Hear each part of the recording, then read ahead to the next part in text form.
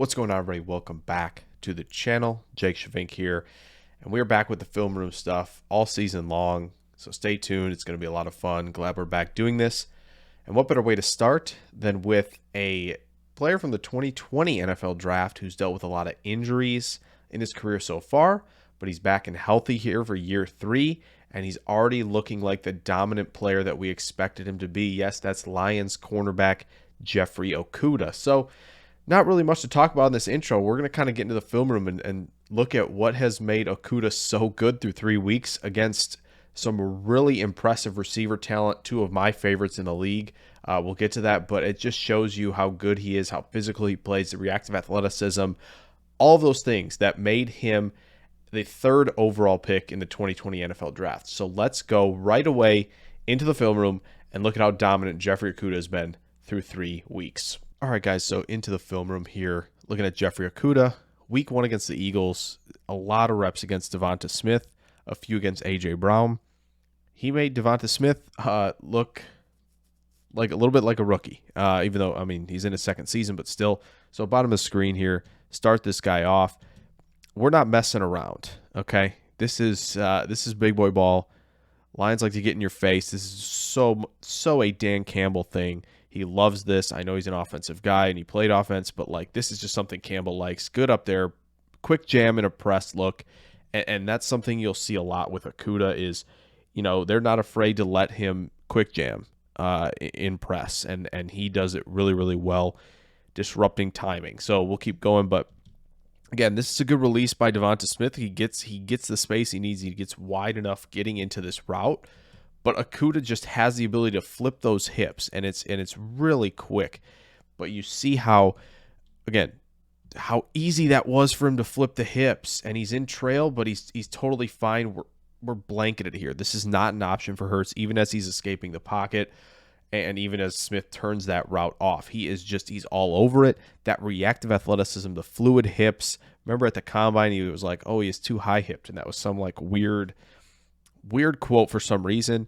Again, bottom of your screen, I'm sorry, there's a little bit of fade, I get it, but again, another quick jam. But this is really nice. This is a running play. Sanders thinks he's got some space here, but again, this is sitting and leveraging, and I know we talk about a lot of this with like edge defenders and whatnot, is to be able to sit and use that length to hold leverage into your gap and your run fit. He's doing that, and look at it, get off the block and wrap up, and he's going in there to make plays against the run because, again, this is what a Dan Campbell coached team and defense, that's what you expect, right?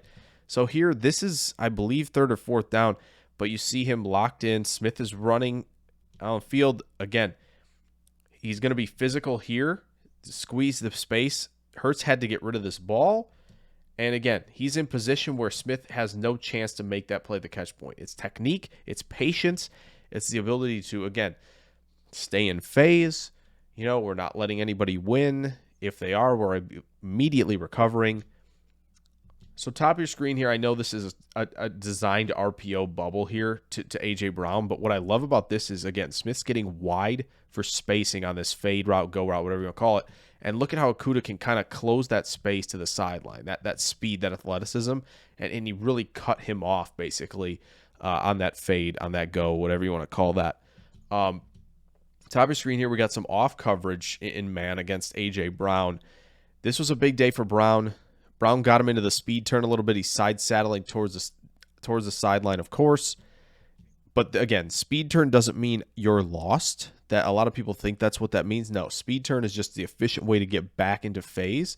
And again, A.J. Brown beats him, right? Like, again, he's playing a lot of off. He's not trying to give up vertical shot plays to A.J. Brown. So A.J. Brown wins this out route. But what I love about this is Okudah says, nah, you got the ball, but I know you're one of the best yak guys in the league.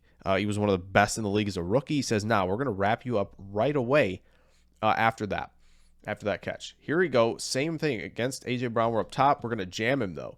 And this is supposed to be a bubble screen his way. All you can see, Lane Johnson's getting out there. Smith's getting out there. Everybody's getting out there to block. Okudah, again, he's up at the line.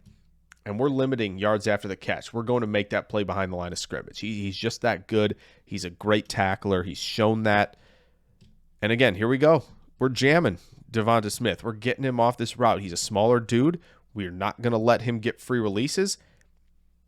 hitch route, curl hook is not there. He's going to have to scramble and make a play.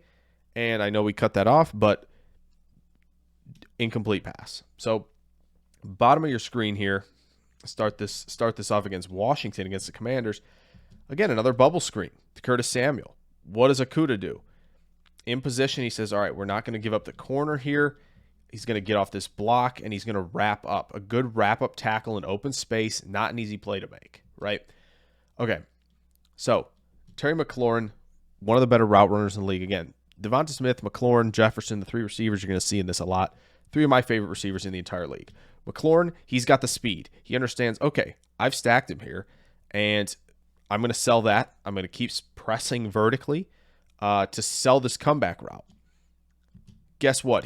Look at Okudah be able to gear down with him. There is nowhere to throw this. And there's really nowhere to go anywhere, but this is a safety for the Lions because, again, he's able to just gear down athletically, sink the hips, and be able to change direction. It's insane to watch Okudah at play at the level that he can play at. It is incredible to watch. Again, we're down here again.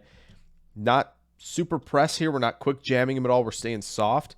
This is a good sell by John Dotson. We're selling the screen here to Samuel, and he's trying to, again, stack him. But what Okudah does is, if you can see, and I think you can, I know it's faded, I apologize, but he's squeezing him to the sideline. He's creating less of a window to throw this. And again, he was able to stay physical enough with him to kind of disrupt the timing on this, disrupt where Wentz wanted to put this ball. He wants the hole shot here. He doesn't get it because Okudah stays physical with him throughout the route. Again, we're off here again. And this is just great recognition skills. We're islanding up here. So where do we think this is going to go? Do we think everybody's just going to stay in tight with verticals and spacing is going to be bad? I don't think so. So Okudah does a good job of realizing, okay, this guy's not trying to stack me right now. He is not trying it. He's like, okay, you see the gear down a little bit, and now he's seen it. He's got the eyes locked in at this. And look at him turn. Look at him squeeze and be able to just, again, sink the hips and be able to explode out of that break. And there's nowhere to throw that against Terry McLaurin. He's just that good. Reactive athleticism, hips, footwork, all of it. This is a fun one because you get to see this angle. No fadey stuff down here at the bottom. Again, this is a good swipe by Jefferson on this little quick release. One step. A lot of different verbiage for that. But again, the athleticism to react, to be able to turn and run, and he's squeezed the space. There's no space here. There's a little bit for Jefferson. You have to lead this throw. Cousins even gives Jefferson a good throw here, but we're stretching out with Okudah at the catch point, able to disrupt it a little bit, just enough for Jefferson to drop that pass. Two of my favorites here, just because, again, they're trying to get this sail route and get a flat route underneath this, create a high-low issue for Detroit. But again, it's good communication. There's no issues, no running into each other. Against Jefferson, Jefferson loves to rock or step. He loves to sell with head and shoulders to the top. Okudah squeezed it. There's nowhere to throw this, even if they wanted that route. Now, this is interesting because you see the switch release here with these two. Okudah knows, okay, I got to take Thielen now. Thielen, good job stutter stepping. Foot fire at the top of this route to kind of confuse him. Where are we going? Doesn't matter. Okudah's too quick for him in that aspect. It's just not going to happen against Thielen if it's not going to happen against Jefferson, right? So last bit here, we're going to stay, again, physical through the first few yards. You can stay physical with guys. We're in trail. They were in a lot of cloud coverage against Jefferson in this game, where basically Okudah's playing even a little bit more off in trail because he knows he's got help over the top. Here, again, Jefferson's trying to run this hook route. Cousins trying to anticipate this break. There's nowhere to throw this. Okudah's there. He's able to change direction. He's staying physical. And another PBU for him. Here, another one. We're off. Okudah is. We want this. Cousins says, all right, I'll take the easy one here against man coverage. I'll take this easy bucket throw. Okudah closes. Look at how quick we're closing here. He's waiting to trigger. He's waiting. He's on his toes. We're closing. Ball's there, and he gets nothing after the catch. Great tackle again by Okudah. Last rep. Had to throw this one in. This is really just too cool. This is in the fourth quarter, too. Stay physical throughout the game. toss him.